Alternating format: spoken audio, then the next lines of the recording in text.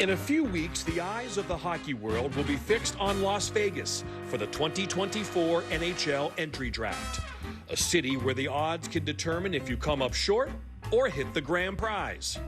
That journey begins tonight, where the NHL Draft Lottery will determine this year's big winner. Since its inception in 1995, the fates of franchises have been decided by the randomness of bouncing ping pong balls. And sometimes teams defy the odds and walk away with a generational talent. The Oilers will have the #1 overall draft pick in the 2015 draft. A cornerstone to a Stanley Cup champion. So it is Colorado jumping up from #2 to #1 and taking that first overall pick. Or maybe one of the best to ever do it. The first selection in the 2004 NHL entry draft belongs to the Washington Capitals. So tonight, who will hit the jackpot? Yes, the NHL Draft Lottery is less than 2 hours away when we will find out which team will have the chance to select first overall this year in Las Vegas. The presumptive #1 pick in this year's draft is Macklin Celebrini, and we are so happy to have him here joining us now on set.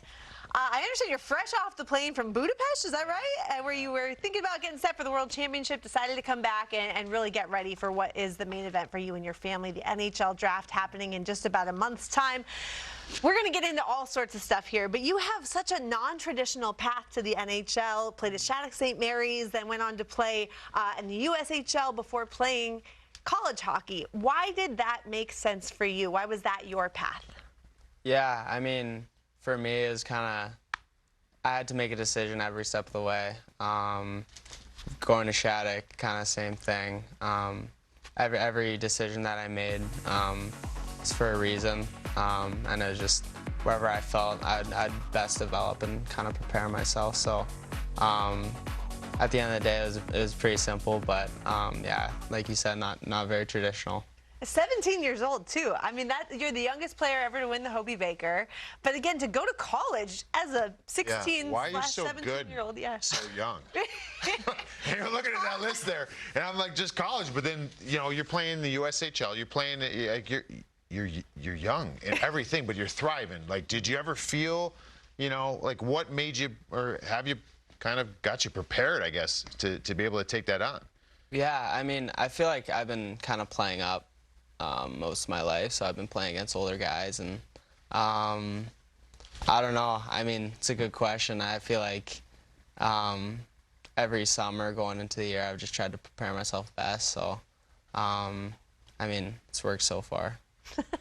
It sure has. Yeah. It's incredible. I mean, I got to go to BC at 18 years old. I turned 19 in December. I was one of the younger guys in the league at that point. It's like a year and a half younger than that, just ripping it up. I got to watch you in the Bean Pod, and I got to watch you. I was hoping you guys ended up knocking off Denver to get into the final against BC, because it's just such a great rivalry. But what got you into hockey? What was that start like? You know, you obviously from BC, but you grew up in California, right? Mm-hmm. I pretty much grew up in Vancouver. Okay.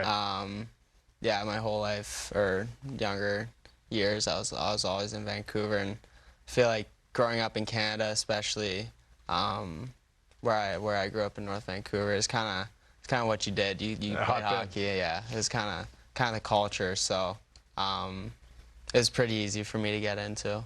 And speaking of family, really athletic family. I know your dad works for the Golden State Warriors, so you've got kind of a basketball tie-in, and both your parents were actually college soccer players. So did you grow up playing other sports as well, or was it just hockey? For me, I grew up playing soccer a lot. It's kind of split between hockey and soccer. Boiler loves it. More sports, please. Yes. No, I mean, like growing up watching the World Cup, watching soccer games, like it was kind of part of our household. So until I made the decision to kind of like stick with hockey. Is split between both of them. So pregame hockey or pregame soccer routine. I mean, look out for this. Oh, right? oh yeah, you're not invited. You're not invited to the game. You gotta go play with the Swedes. Yeah, Beat it. 100%. Yeah, no joke. Hey, so you just mentioned your father working with the Golden State Warriors. I read that when the Warriors were in Chicago, Draymond Green made it out to your game, came out to watch you, and kind of maybe some other players came out and they wanted to check you out. Like, what was that like? It was so cool. Like, they were in town, played Sunday, and we had like our teddy bear toss Saturday night. And yeah, like before the game, my dad like called me. He's like, "Hey, like I'm bringing a bunch of the guys." So I was like, "Oh, that's pretty cool, like especially for our night." But sadly, they left before like we were losing. Like we didn't play very well. But no, it was a super cool experience having them there and kind of having them in the stands. Wow, that's pretty sick. So I just want everyone to know at home what sort of these kids got to go through before, especially in your draft year, and a lot of it. Because I was talking to Matty Beniers about one of his years. It was his draft year. He played World Juniors. So you said you haven't been home since last August? Yeah. Can you? So you leave in August. Where have you been? Obviously, you went to school. And then just take me through your last almost year. I guess 10 months.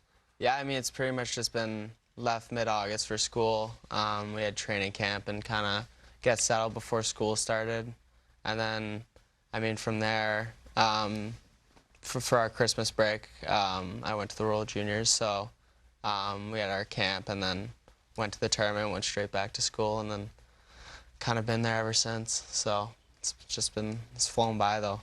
I mean, I'm still just blown away with the fact that you went to college as young as you did, because that's, it's a big adjustment for anyone, let alone someone who's trying to also focus on the grades part of it, but also, eventually going to be the #1 overall pick in the NHL. So did you have to take a bunch of tests? How was the academic side of all of that? Yeah, I mean, it was nicer being in college than being in Shattuck, just because like you get to kind of adjust your schedule, kind of make it so like you can kind of work around practice and work around other scheduling things that like maybe leave evenings open if you want to go shoot pucks or whatever. But I felt like it was easier just to have that flexibility. But yeah, I mean the schoolwork was they demanded. I mean, it's obviously a great school academically. No BC, but it ain't. Talk about my former teammate Jay Pandolfo. Like, I mean, you have him there. He just said, was it yesterday, that he's like, this kid could play in the NHL playoffs today. Wow. I thought, like, what an endorsement that is. And that guy, he's won 2 Stanley Cups. So, maybe just touch on what's it like for him and that coaching staff there, them working with you and learning, I guess, the college game. Yeah. I mean, they were pretty much the reason I went to BU.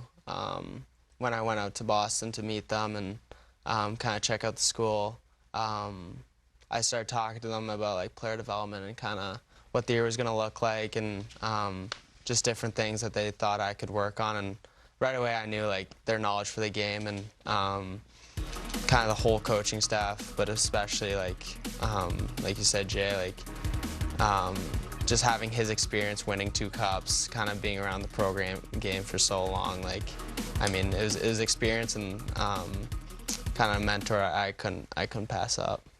When you look around the NHL today, a league that you hope to be joining sooner rather than later, is there somebody that you really would like to be like? Like, do you model your game after someone? Who's your kind of icon right now? I mean, obviously, growing up, I watched a lot of like the best players like Sidney Crosby, Patrick Kane, Jonathan Toews, those guys. Like, as more of just like a fan watching them do what they did and at such a high level. But so I don't think I try to model my game after them, but I watch all those guys, kind of learn from them, and kind of pick up little things that they do just to try to implement into my game. Have you had different people from different fan bases or organizations reach out and say, like, oh, I hope the Sharks win, or the draft lottery, or I hope the Blackhawks win? I mean, how do you manage all of that, knowing that, you don't want to come out and say who you'd rather play for, but how do you manage all the hype that's led up to what we're going to find out in about an hour and a half? Yeah, I mean, through the year, like, I mean, there's a lot going on with my season and stuff, just focusing on kind of winning and kind of doing the best that we could do. And I felt like it flew by just because I did that, and it made it a lot less stressful just because, like, that was kind of what I was focusing on, and I didn't give too much attention to that other stuff. I just want to, I'm just sitting here listening to you talk, and just what Boiler kind of went over too, just what you've been through in this last stretch. I mean, is it, I don't know how you do it. Like, you know what I mean? No, not many people are in that position. But, you know, is this just been like a whirlwind for you? Has this been something that you've been preparing for years? Or are you just like an innocent kid going out there and be like, I just want to play hockey? Yeah, I think it's kind of a mix of all of them. I didn't really know what to expect coming into college. I knew it was going to be a little bit of an adjustment, but yeah, I mean, it's also been a whirlwind. Like, it's like when people told me like it's going to fly by, like I was like, yeah, like whatever. Like it's the middle of February or January, like, but it actually did. Like the whole year kind of flew by, and there are a lot of great memories. Decent adjustment, eh? 34 goals, Hobie. Yeah. Broke my heart in the bean pot. It's an easy game, right? Yeah. Well, you certainly make it look easy out there. Last thing before we let you go, have you been watching the Stanley Cup playoffs much? What's your biggest takeaway, and who are some of your favorites in terms of like Stanley Cup final picks? Who do you like? Yeah, I mean, before the playoffs, we kind of did like this team thing, like make a bracket or whatever. I mean, especially this year, like all the series this year, they were so fun to watch. Like the hockey that was being played, like, I mean, especially that being around Boston, watching that Toronto-Boston series. Yeah. It was a lot of fun to watch, and I mean, it's tough to pick a winner. Safe answer. Safe answer.